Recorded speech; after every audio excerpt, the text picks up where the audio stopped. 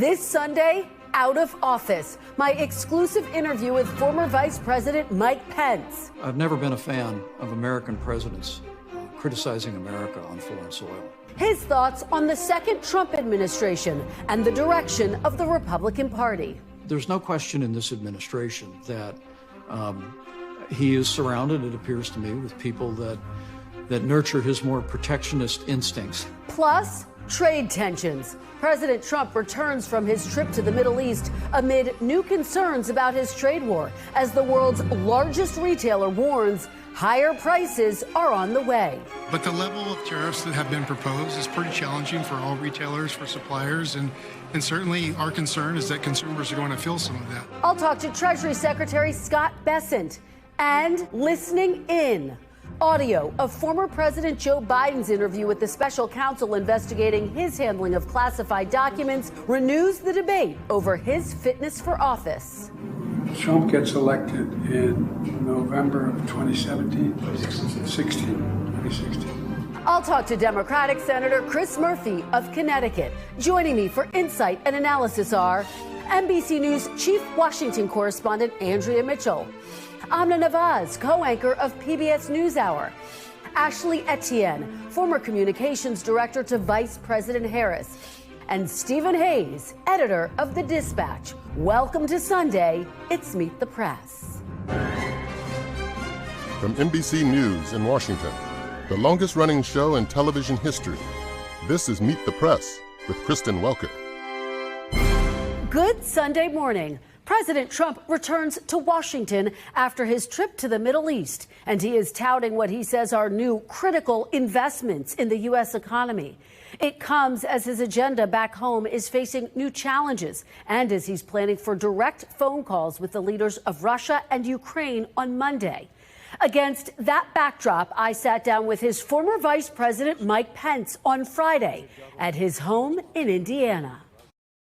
Let me ask you about President Trump's first official overseas trip to the Middle East this week, where he met with the newly installed president of Syria. He dropped all of the sanctions against that country despite Israel's opposition. The trip included stops in Saudi Arabia, Qatar, and the UAE, but he did not stop in Israel. Sir, what message do you think President Trump's trip sent to Israel overall?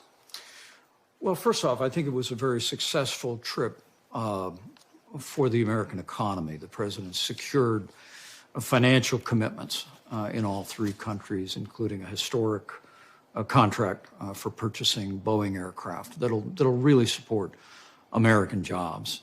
And I don't gainsay that. But Kristen, I've never been a fan of American presidents criticizing America on foreign soil. And to have the president in Saudi Arabia questioning America's global war on terror and describing it as nation building and interventionist, I thought was a disservice to generations of Americans who wore the uniform, who took the fight to our enemy, in Afghanistan and in Iraq. Particularly giving that speech in Saudi Arabia, where 15 of the 19 9/11 hijackers hailed from, and not including Osama bin Laden, I thought was unfortunate. Let me ask you about another aspect of President Trump's trip. He said that he was going to accept a $400 million luxury jet from Qatar to use as a temporary Air Force One. He said he'll eventually donate that to his presidential library. Do you think President Trump should accept a military aircraft from Qatar? Well, I think first we've got to remember who Qatar is. We've got a military base there. I have members of our immediate family that have deployed to the region. But Qatar has a long history of playing both sides. They support Hamas. They supported al-Qaeda. Qatar has actually financed pro-Hamas protests on American campuses across the United States. And so the very idea that we would accept an Air Force One from Qatar, I think, is inconsistent with our security, with our intelligence needs, and my hope is the president reconsiders it. I think if Qatar wants to make a gift to the United States, they ought to take that $400 million and plow it into infrastructure on our military base. So you're saying President Trump should turn down this plane? I think he should. I think, look, others have observed there are profound issues, the potential for intelligence gathering, the need to ensure the president of the United States is safe and secure as he travels around the world. And of course, also there are very real constitutional issues. The Constitution prohibits public officials from accepting a present, in the words of the Constitution, a present from a foreign state. Now, they may have some basis through chain of title, through avoiding that, but I think it's just a bad idea, and my hope is the president will think better of it. Let me ask you about an issue that you raised. President Trump's tariffs obviously have been a big theme of this second administration. President Trump says foreign countries pay for the tariffs. He says they're going to make the country rich, and yet you have said, you've called them the Trump tariff tax. Why? Well, first off, the initial reciprocal tariffs that he unveiled would be the largest peacetime tax hike on the American people in the history of this country. As I said, I'm glad he's paused that. And as we're seated here, I understand the president is going to make an offer to 150 countries. But look, he and I talked many times about trade. Here in Indiana, we're one of the leading exporting states in the country. What we make here, what we grow and raise here, we sell around the world. I've always believed that trade means jobs, but I came to respect President Trump's willingness to use the threat of tariffs to negotiate, as we did with the new trade deal with Canada and Mexico. We renegotiated South Korea. We were well down the road of a trade agreement with Japan, with the UK, with the EU during our time. But there's no question in this administration that he is surrounded, it appears to me, with people that nurture his more protectionist instincts. And as the president has said to me many times, he has a sense that other countries pay tariffs.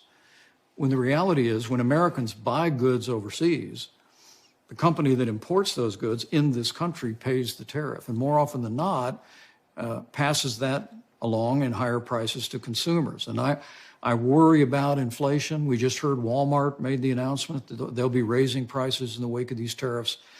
My view of tariffs overall is this: we ought to be aggressively negotiating for free trade with free nations.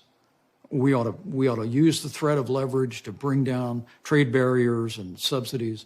Well, to that point, let me ask you about the tariffs from the first term. They added some $80 billion in higher prices for Americans, increased prices on things like tires and washing machines. Why didn't you say they're a tax during the first administration? Well, I probably did in the hallways, but the president gets to make the decision. You told President Trump that directly? Well, sure. How did he respond? Look, when you're vice president of the United States, my view was always this: I'd favor the president with the full range of my opinion in private. And then when he made the decision, my job was to support his decision, absent some higher calling or higher obligation that one has. And I fully supported his approach on tariffs, but I was never confused about who pays tariffs. Let me ask you about the war in Ukraine. There were talks in Turkey this week between Russia and Ukraine, but none of the principals were there. President Zelensky wasn't there. President Putin wasn't there. President Trump wasn't there. President Trump said the only way to get a deal is for him to meet with Putin face to face. Knowing what you know about Vladimir Putin, Mr. Vice President, do you think he will ever be serious about making a deal? It's been roughly 3 years since Russia launched its unprovoked, brutal invasion into Ukraine. Hundreds of thousands of lives have been lost. At the outset of the war, I actually traveled with my wife across the border to a refugee center.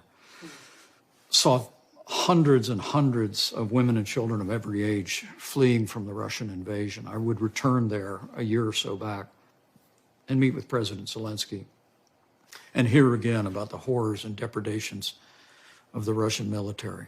Look, I've met Vladimir Putin. My judgment is Vladimir Putin only understands strength. And, President Zelensky has agreed to a ceasefire, a 30-day ceasefire that our European allies called for. And Vladimir Putin calls a meeting that he doesn't show up for. So I honestly think the time has come for President Trump to impose harsh sanctions on Russia and also to increase military support for Ukraine. I think those two messages, making it clear, in combination with the president's good recent dialogue with President Zelensky that took place at the Vatican, and in addition to the new mineral deal, which I think sent a deafening message to Moscow that America and Ukraine are here to stay, I think the time is now for sanctions against Russia, additional sanctions against Russia, Kristen, and also renewed military support for Ukraine. I think that and only that has the potential to bring Vladimir Putin to the table and achieve a just and lasting peace. Last month, President Trump directed the Attorney General to review 2 people he considers to be political foes, including Chris Krebs, who's the election official who called the 2020 election the most secure in American history. Do you ever worry that President Trump will order an investigation into you for your actions on January 6th? I don't worry about it. I regret some of the rear-view thinking this administration's been doing. I mean, for people that did their job, some of the cancellation of security details around people like Secretary of State Mike Pompeo and John Bolton, I think have been regrettable. But, elections are about the future. And I think the American people elected President Trump to return to the White House to focus on the future. And if I had a word with him, I'd encourage him to keep eyes forward and embrace the better angels of his nature in all these issues. You were recently awarded the John F. Kennedy Profile and Courage Award for your actions on January 6th. President Trump pardoned nearly 1,600 people who were criminally charged in connection with their actions on January 6th. You said that pardoning people who assaulted law enforcement, quote, sent the wrong message. What message did those pardons send, sir? Well, first, let me say I was deeply humbled by the recognition that we received from the John F. Kennedy Library. President Kennedy was a hero from my youth, still is, and to be in any way associated with his legacy and Americans that he wrote about in his famous book was one of the greatest honors of my life, and I'm truly grateful. But look, I will always believe by God's grace I did my duty that day to support and defend the Constitution of the United States and see to the peaceful transfer of power. But individuals who broke into the Capitol, who assaulted police officers, I said that day, and I believe to this moment, should have been prosecuted to the fullest extent of the law. Now, I will say, Kristen, I know there were people that came into the Capitol that day that just walked through an open door. Meant no harm, did no harm. Those people, every single one of them, if they were caught up in the legal system, they should have been pardoned. But the people that engaged in violence, we're at the end here of Police Week in Washington, D.C. That's where the families of fallen officers come to our nation's capital every year to remember those who died in the line of duty. The heroes on January 6th were all wearing uniforms. I mean, they held the line. They made it possible for us to secure the Capitol, reconvene the Congress, and complete our work under the Constitution of the very same day. And for my part, I will always believe to have pardoned people that assaulted police officers that day was wrong. Would you ever consider running for president again? I don't see that in my future. Our family's been blessed in so many ways. I mean, I'm a guy that grew up in a small town here in Indiana. I just dreamed of being the congressman from my hometown, and I got to live that dream. But the opportunity to be governor here in Indiana, to go on to be vice president of the United States, was beyond anything I imagined. And I had a chance to run for president. We did that last time. But I will tell you from my heart, Kristen, what I feel is my calling is exactly what called me to the Republican Party in the days of Ronald Reagan, and that is that I want to be a voice for conservative values. I want to be a voice for the policies and liberties enshrined in the Constitution of the United States. That's what defines us as Americans. I want to be a champion of the conservative cause, and that's where I'll stay focused, and we'll let the future take care of itself. So just to be very clear, do you rule out running for president ever again, based on what you're saying? Yeah, I have no plans. I don't see it. But as I said, we'll keep standing for everything we've always stood for, and we'll let the future take care of itself. And we will have much more of my conversation with former Vice President Pence coming up later in the broadcast. But first, when we come back, Treasury Secretary Scott Bessent joins me next.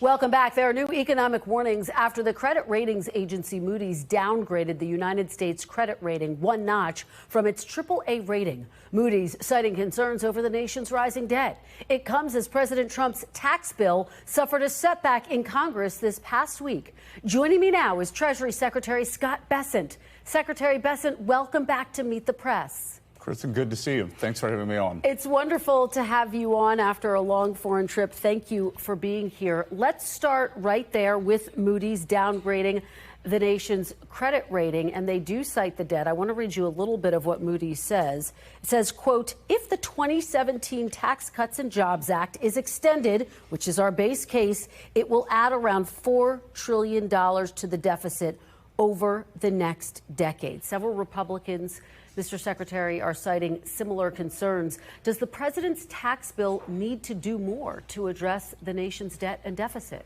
Well, Kristen, first of all, I think that Moody's is a lagging indicator. I think that's what everyone thinks of credit agencies. Larry Summers and I don't agree on everything, but he said that when they downgraded the U.S. in 2011. So it's a lagging indicator. And just like Sean Duffy said with our air traffic control system, we didn't get here in the past 100 days. It's the Biden administration and the spending that we have seen over the past 4 years. You know, we inherited 6.7% deficit to GDP, the highest when we weren't in a recession, not in a war, and we are determined to bring the spending down and grow the economy. Fair enough, but under President Trump's first administration, he added $8 trillion to the nation's debt in his first term. So there's plenty of blame to go around. No. But let's review. We were in the rescue portion of COVID.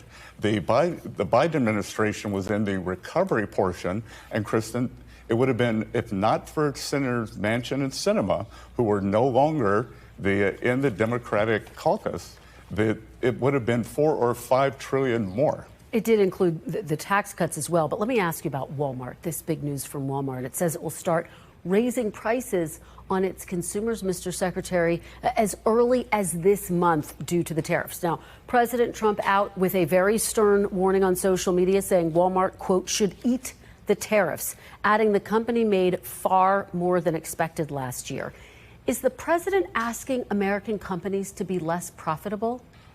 I was on the phone with Doug McMillon, the CEO of Walmart, yesterday, and Walmart is, in fact, going to, as you describe it, eat some of the tariffs that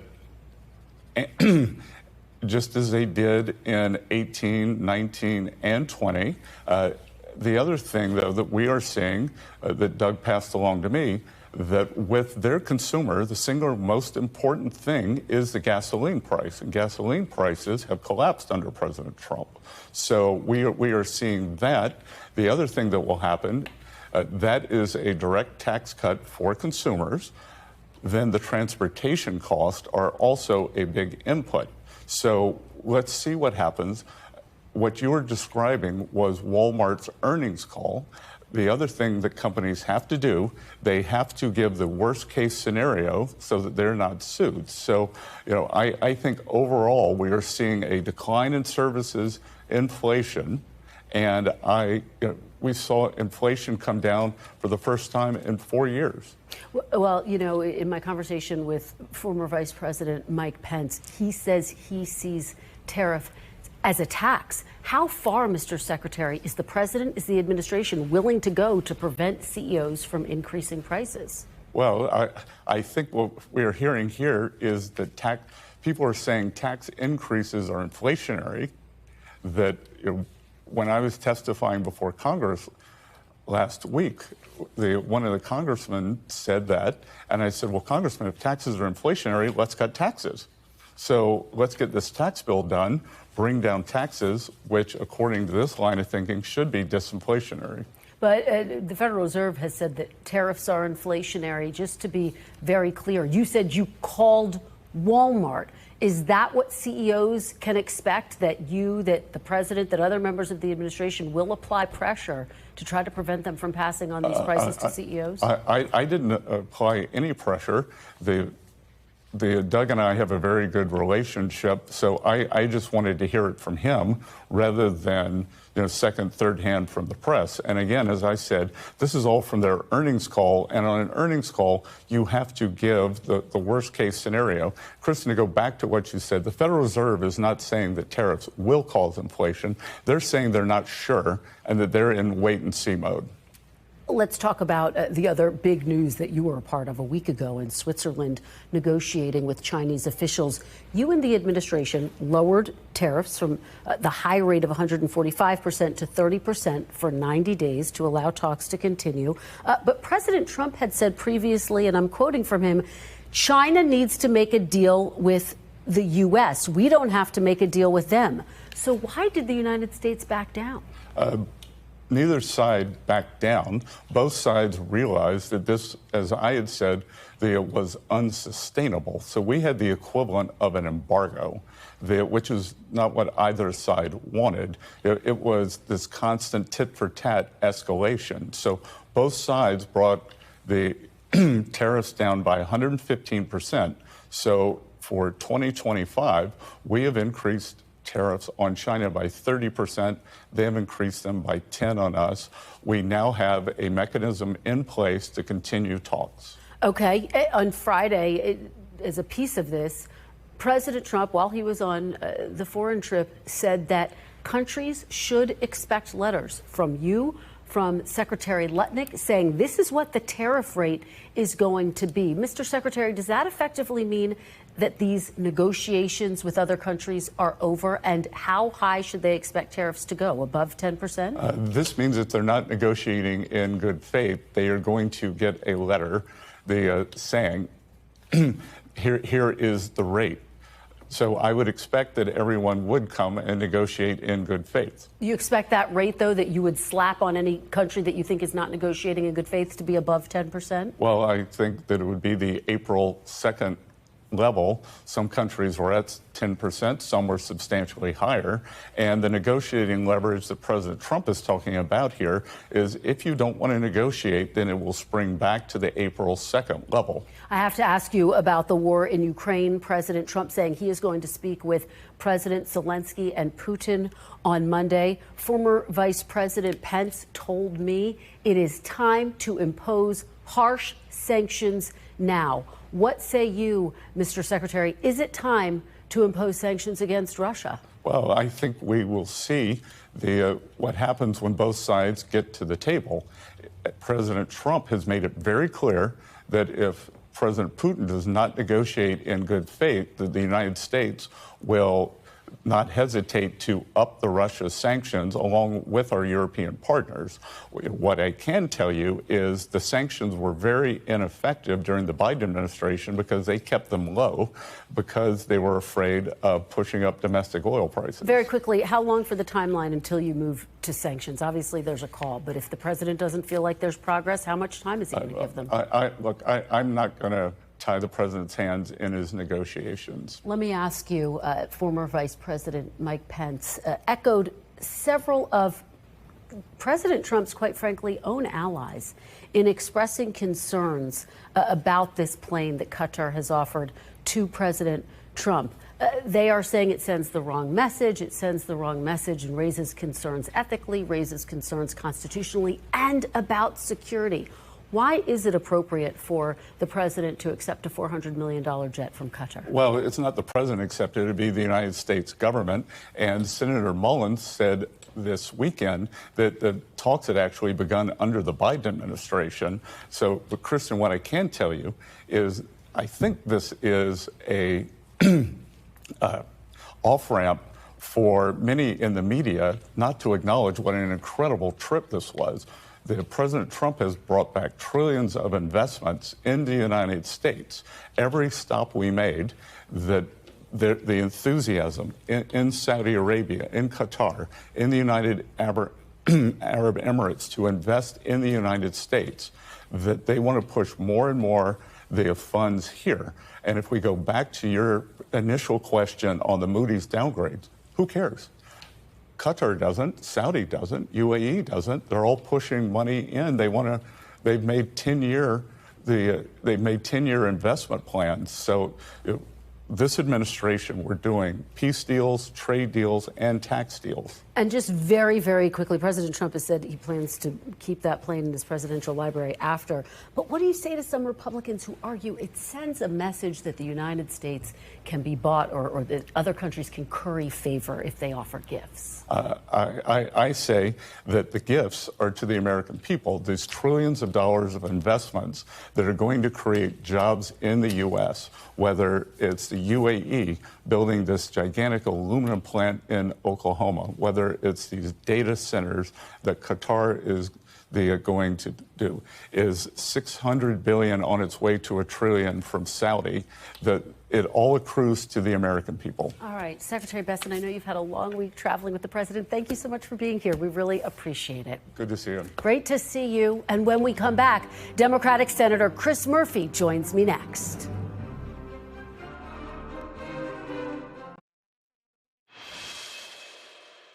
Welcome back. Joining me now is Democratic Senator Chris Murphy of Connecticut. Senator Murphy, welcome back to Meet the Press. Yeah, thanks for having me back. Thank you so much for being here. You just heard my conversation with Treasury Secretary Scott Bessent. We were talking about the president's tax bill. Secretary Bessent argues it will create hundreds of billions of dollars in economic growth. You obviously are one of the Democrats who opposes this bill. Are Democrats standing in the way of the economic growth that Secretary Bessent was just arguing? Well, what we're standing in the way of is the most massive transfer of wealth from the poor and the middle class to the rich in the history of the country.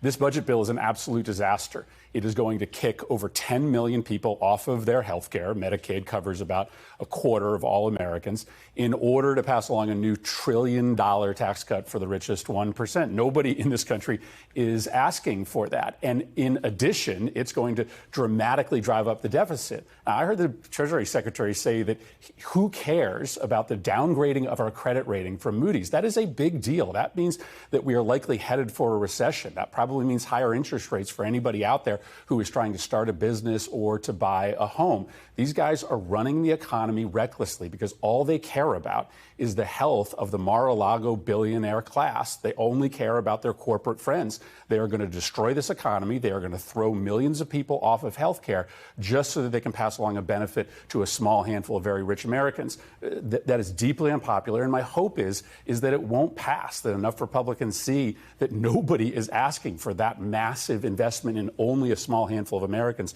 that they'll vote against it. Let me ask you, you raised the issue of Moody's downgrading the nation's credit rating, and of course they do cite the debt that the nation has accrued, of course, over decades in Democratic and Republican administrations. Why didn't Democrats do more to address the debt when you all were in power?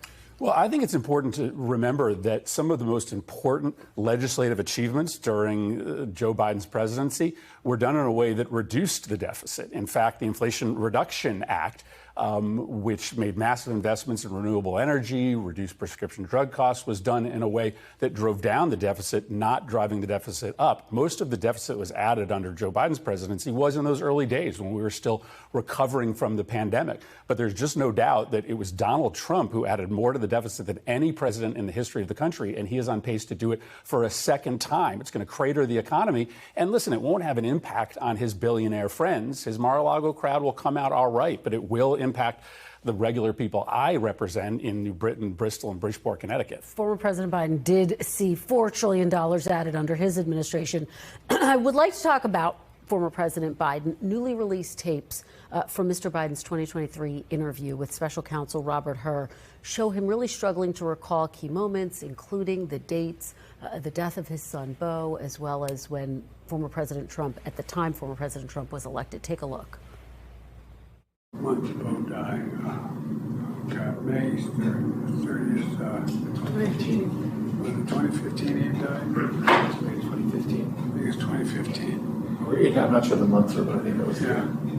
That's right, Mr. President. And what's happened in the meantime is that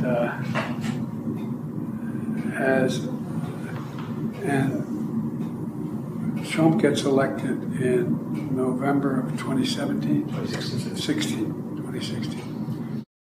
Senator, is this audio proof that President Biden shouldn't have run for re-election? Well, I don't know that that's a particularly fair excerpt. That's a very emotional topic for the president.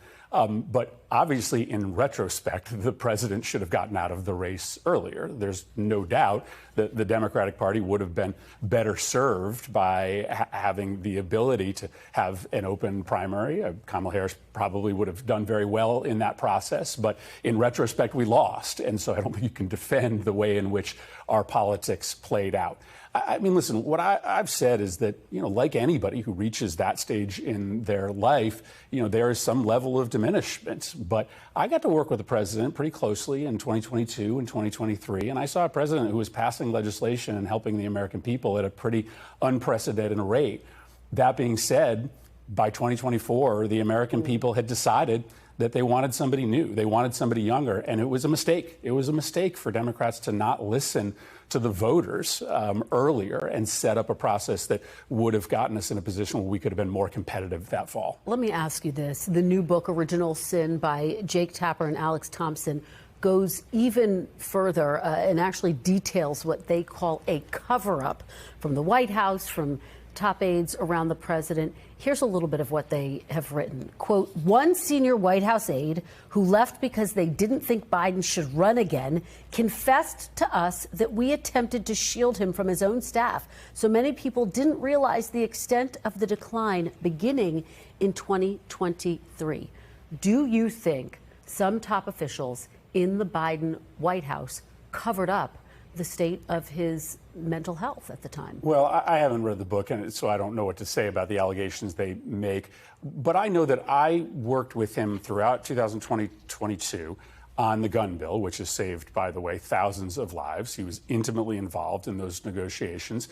I was in the White House in the fall of 2023 doing an hour-and-a-half-long meeting on some really complicated developments in the Middle East, and I saw a president who was in control. So that's my experience. But I admit that by 2024, the American public had made up their mind, right, that they wanted the Democratic Party to nominate somebody new. And it was absolutely a mistake for the party to not listen to those voters. Just to be very clear, do you bear some responsibility as well? Oh, I think we all bear responsibility. Listen, and I think, we maybe didn't listen as early as we should have, in part because we have immense loyalty to this man who had led this country out of a pandemic, who had been maybe the most prodigious legislator as a president, the Inflation Reduction Act, the Infrastructure Act, the bipartisan gun bill, in a generation. But ultimately, in retrospect, you can't defend what the Democratic Party did because we are stuck with a madman, with a corrupt president in the Oval Office, and we should have given ourselves a better chance to win. Well, let me ask you about part of my conversation with Treasury Secretary Bessent, in which I asked him about that $400 million jet that Qatar is offering to the president, to the United States. President Trump said it would be, quote, stupid not to take it. What is your response to that argument that the U.S. deserves the biggest plane, and President Trump says it's actually going to ultimately save the U.S. money? So why did he choose these three countries to go to for his first major foreign trip? It's not because these are our most important allies or the most important countries in the world. It's because these are the three countries willing to pay him off. Every single one of these countries is giving Trump money. The plane from Qatar, an investment in his cryptocurrency scam from the UAE, and they are asking for national security concessions in return. This is the definition of corruption. Foreign governments putting money in the president's pocket, and then the United States giving them national security concessions that hurt our own security. By the way, the plane is not a gift to the American people, as the secretary said. It is going directly to Donald Trump. That library will take a decade to build, and so once he leaves the White House, until the library is built, he gets to use that plane to fly around all of his billionaire friends while his policies result in millions of Americans losing their health care and having to pay higher costs. That is the definition of corruption. All right, well, we'll watch how it all unfolds. I know Democrats are discussing various ways to potentially try to block it. Senator Murphy, thank you so much for being here. Thank you. Hope you'll come back soon. Appreciate it very much. When we come back, former Vice President Pence shares what his relationship is like with President Trump now.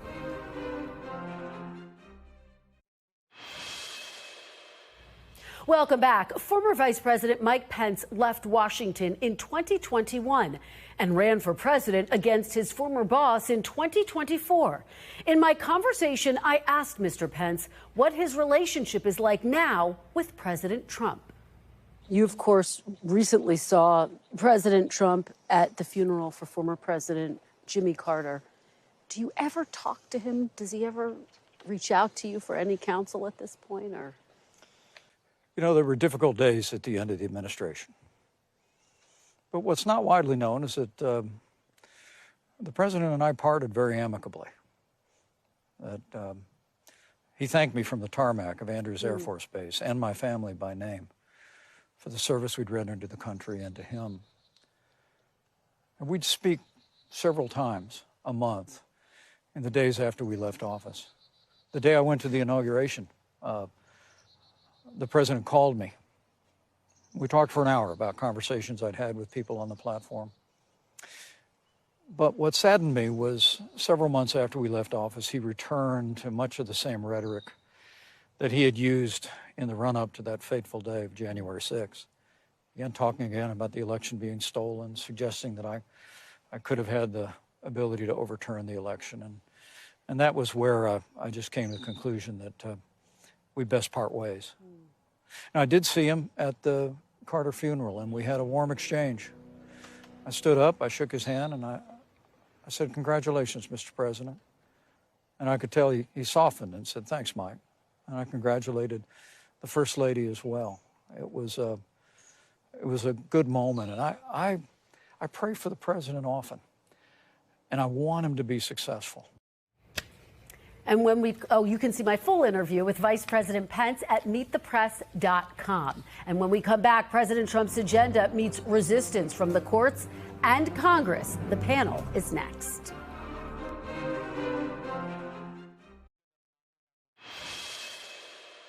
Welcome back. The panel is here. NBC News Chief Washington Correspondent Andrea Mitchell, co-anchor of PBS NewsHour Amna Nawaz, Stephen Hayes, editor and CEO of The Dispatch, and Ashley Etienne, former communications director to Vice President Harris. Andrea, let me start with you. A lot to unpack. Yeah. President Trump coming off of his first foreign trip. I discussed that to some extent with Secretary Bessent. And it comes as he's preparing for these key talks on Monday with President Putin, with President Zelensky. What are you hearing about the talks and the fallout from the trip? Well, right now, the Secretary of State today is meeting, along with J.D. Vance, the Vice President, with Zelensky at the Vatican. In his homily, Pope Leo, at his inaugural Mass, called for peace in Ukraine and, of course, Gaza as well. But with President Trump talking to Vladimir Putin, he has never pressured Putin in any conversation that we know of. He has pressured Zelensky, and so we don't know what's going to come out of that. There is growing support for sanctions. You heard, of course, Secretary Bessent said that they wouldn't hesitate, and there's now, Lindsey Graham says, more than 77 votes, pushing 80 votes in the Senate bipartisan support for that. But there were other big outcomes of this trip. The opening to Syria is a big deal. The overtures to Iran possibly could be, a landmark deal. But what others are talking about, I've talked to top diplomats among our closest allies. They're concerned that, first of all, the deals that Secretary Bessent talked about, a lot of those were negotiated under Joe Biden. Those take years to negotiate. He's taking credit, President Trump is, for them. And secondly, there was a lot of deal making by his sons and a lot that was being done for his own advantage. They've been very open about this, and it's frankly disturbing what diplomats among our closest allies are talking about, the normalizing about what they criticize as personal corruption that is taking place this term, not to the extent that it certainly was maybe behind the scenes last term. Yeah, Amna, let's talk about the deals, because that is sort of a big overarching theme of this administration. Here you have President Trump trying to get a deal with Congress for his agenda as he's trying to get this deal to end the Russia-Ukraine war. How do you see all of this unfolding at what is really a critical juncture here? Well, obviously, the Russia-Ukraine deal is going to ride on whether or not Putin is acting in good faith. We see no indication that he is so far. It's worth noting Russia launched the largest drone attack in the history of the war overnight on Ukraine, and that probably tells you everything you need to know about how Putin sees this moment. So big questions on that. On the budget deal back here, look, this is a key part of President Trump's second-term agenda when it comes to cutting taxes and border funding and spending. The fact that that did not pass with Republican support in the Budget Committee, it's a setback for the president. Obviously, the concerns there are people calling for more cuts. They're concerned about exactly the things that you cited with Secretary Bessent, that this could add $4 trillion to the deficit over 10 years. But the history here matters here as well, right? This has not yet reached the full chamber. President Trump was away. What I'm hearing from White House officials and others is when he gets back, he's going to get more personally involved. He's already used his social media megaphone to apply some pressure, saying Republicans need to unite around this. We've seen him call individual lawmakers, twist arms, get things across the finish lines. And Republican lawmakers haven't stood up to him yet on any of the major issues, whether it's rescinding congressionally appropriated funds or pushing through his nominees for the cabinet.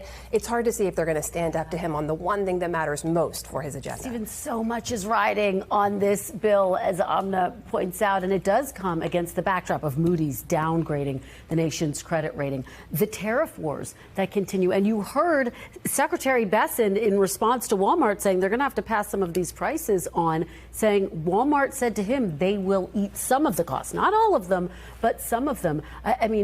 Talk about this moment from a political perspective for the president, because there is a lot on the line here. Yeah, there sure is. Look, we witnessed the death of a talking point on your show this morning and with President Trump's post yesterday on social media. The president has made the case for years, including repeatedly throughout his campaign, that foreign countries pay tariffs. That's not true. As Scott Bessent told you today, Walmart is going to eat some of the tariffs. This is something the president encouraged Walmart to do yesterday. Well, Walmart doesn't need to eat the tariffs if foreign countries are paying them. So we know that that's not true. I don't think anybody who's paid even casual attention to tariff policy in the past understood that what the president was saying wasn't true. But we've seen the death of the talking point. It'd be better if we have that conversation based on economic facts and history rather than rhetoric. It's a fascinating point that he really did put a fine point on that idea that tariffs are paid ultimately here in the U.S. Actually, I have to turn to you and turn the conversation to former President Biden, all of the revelations this week. I do want to read something that a Biden spokesperson said about that audio that we heard from his conversation with Special Counsel Hur. He said the audio does nothing but confirm what is already public. Take us inside your conversations. How much does this moment hurt Democrats? I agree with the spokesperson. I don't think it really has any impact. But this is how I see it. The real question is, why release this tape now? And it's clear to me that President Trump released the tape because he's trying to distract from his disastrous, unprecedented, disastrous first 100 days. We've all been talking about that at the table today. So to me, that's what's at play. Imagine a situation where you're so desperate, so underwater on every issue that you play your best card in the first 6 months of an administration. So the way I see this is good for Joe Biden. It's good for the Democratic Party because we can dispense with this now and not closer to the midterm elections. You think it's good for Joe Biden? This has raised new questions about his decision not to get out sooner, as you just heard Chris Murphy say. Well, I do believe that I think the problem of the Democratic Party right now is that we've not produced an autopsy. We've not produced an assessment of what actually happened in the election and to address this issue head on. If we were to, we can reconcile, coalesce, speak with one voice and move past it. Andrea, what are you hearing? Tough moment for potential 2028 contenders. I mean, there was a lot of affection for Joe Biden, but it really has evaporated to a great extent because of how terrible the Trump presidency, in your description, Ashley, has been in the first 100 days, but mostly because people remember what they saw. You know, what are you going to believe, me or your lying eyes?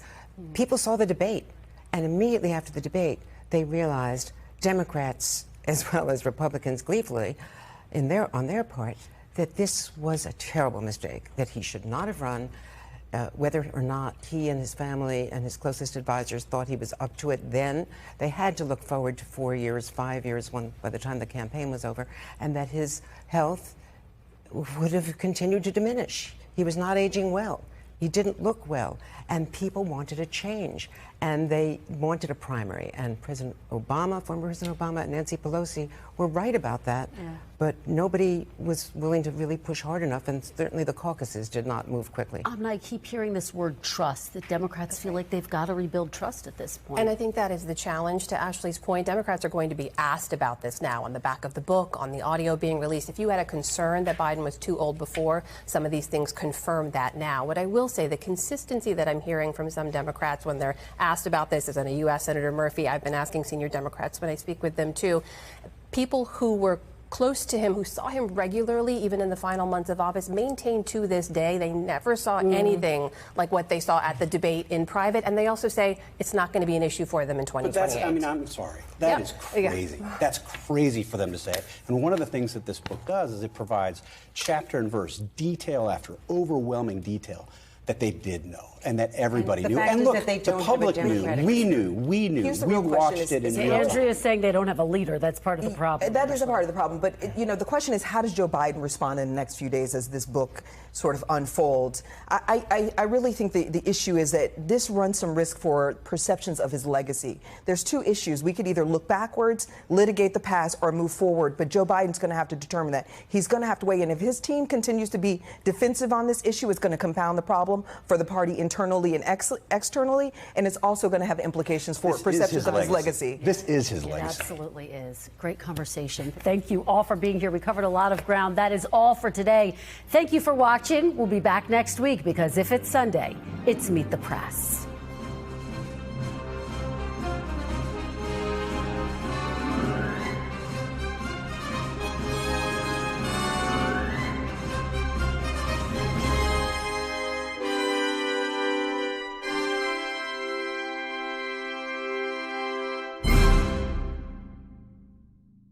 Thanks for watching. Stay updated about breaking news and top stories on the NBC News app or follow us on social media.